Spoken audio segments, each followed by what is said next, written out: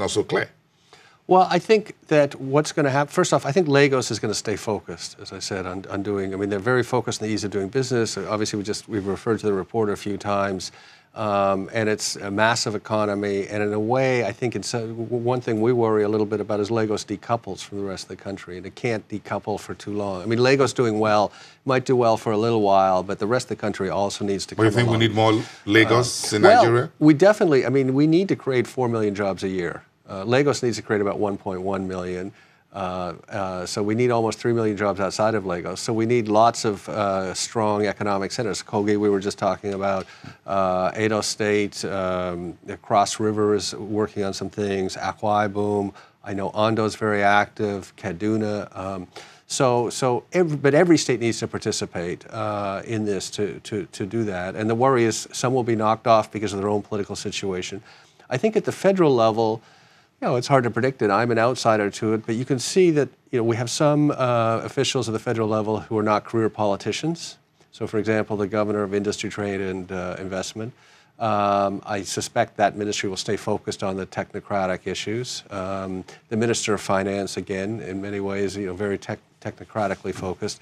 We have other ministries which we have more kind of political situations. So I think it's hard to predict exactly how the federal government will run. But the reality is a politician who's coming up to election has to cater to getting reelected. Was no point in, from their viewpoint, their policies won't continue unless they get reelected. So the reelection has to come first. I'm sorry, but just to say though, if we look around the continent, I mean, it is heartening to see transitions are happening politically without a lot of disruption. So Ghana, Liberia, I hope this week Sierra Leone, Kenya. I mean, obviously we've also had transitions in Zimbabwe and South Africa for different reasons, but in peaceful ways. So, that gives and we had a very peaceful transition in a difficult election in 2015. So I think in many ways Africa, sub-Saharan Africa, can be proud of the political maturity it's shown, and let's hope that we do the same thing in 2019.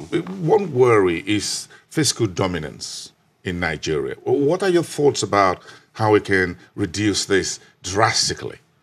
You mean the deficits we have? No. If we look at fiscal dominance, in which the government dominates business well, we've been very clear. I mean, there's no path forward without a much stronger private sector. Just everyone needs to, up and down, whether you're in Abuja or state capitals, you need to understand we don't have enough capital in the public sector to make a difference. I mean, we've put out reports that said that the federal government's only investing 7 or 8% of the capital we need to invest in the country, and the states have no capital. So effectively, 90% of the capital we need to invest in this economy needs to come from the private sector. And we only domestically have about half of that. So it means that almost 50% of the capital we need needs to come from outside. And both domestic investors and foreign investors have to want to invest in Nigeria. So if we're not attractive to business, we're not going to get investment, and we're not going to succeed. The mathematics is that stark. And I think compared to when I came to this country 10 years ago, I think that message has got through to a lot of people, not everyone. But the momentum is clearly there that says the capital needs to come from the private sector. We need bigger businesses that are successful. Obviously, they need to work within the structure of laws. But businesses, if there's a well-structured laws that they understand the taxes they pay, they understand the regulations, business is comfortable with it. From your experience in your professional view as an economist, how do you think the government can move capital into the pockets of the private sector, or allows the private sector to spend what they already have in their pockets? Does it have to do with spending on infrastructure? Is it about reducing the overhead, the number of overheads that we have at the federal level or the state level? How do you think we can turn this thing around in a practical sense? Well, I think that other jurisdictions have made a lot of progress on this. Obviously, the ease of doing business work at the federal level with PEBIC, Dr. Jamoke and her team are doing brilliant work. Lagos is focused on it. Other states are starting to focus on it. I mean, what does business want? They want one-stop shop, a single point of registration. If you give the information to one agency, they want it to another agency. They don't want inspectors to come where it's unclear what they're inspecting or what fees are, whether the fees are legitimate. So they want that clarity of purpose, and we're getting there. And if you do that, you're going to get private investment. The other thing that really affects private investment is speed. So when you have a project, I mean, obviously a big capital project takes a number of years, but there's a big difference between taking 2 years than taking 10 years. Or if I was going to take a specific sector, one of the things that we have been quite vocal about the last number of months is that the most important sector for Lagos is the real estate sector.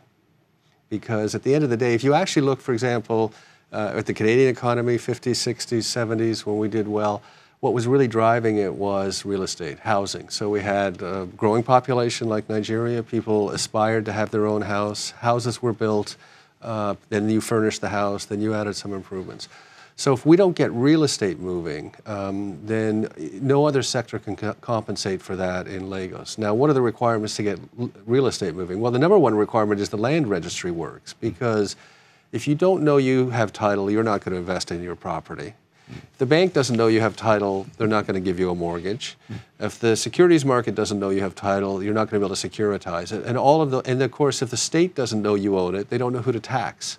So land registry for us is really the core. And then it also goes back to the employment. If we get real estate moving, that's when we're really going to have employment moving, because we're going to have all the carpenters, electricians, and of course when they're working on a site, they need to eat. So you're going to have caterers come, and then when someone gets a property, they're going to want to furnish it. And when I was young, my parents didn't have a lot of money, so we didn't furnish quickly. But over years, we got pieces, and people are familiar with that. So really, we view the real estate sector for Lagos.